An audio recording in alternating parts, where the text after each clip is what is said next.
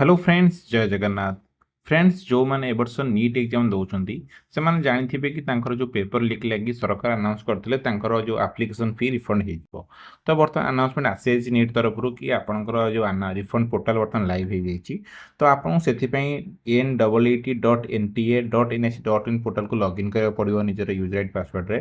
तो सीटी जो रिफंड लिंक अच्छे क्लिक कर निजर बैंक डिटेल्स को फिलअप करा पड़ो जपर निजर अकाउंट नंबर IFSC कोड आउ निजर account holder name bank name आउ जो कैंसल चेक अच्छी अपलोड करें देखो ये जो अप्लाई कर लास्ट डेट हूँ 27 मई 2026 राति 1:50 आप अपलोड करा दरकार ना आपंकर फीटा रिफंड हो पारनी तो गोटे भल ऑप्शन आपंपे अच्छी जदि आप जो एप्लिकेशन फीटा आप इंस्टाटली मतलब आप अपलोड कले आप 27 मई सुधा आप अपलोड कर रिफंड आसीज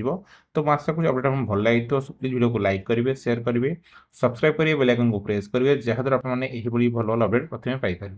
पुणी देखा next video till then bye bye जय हिंद एंड जय भारत।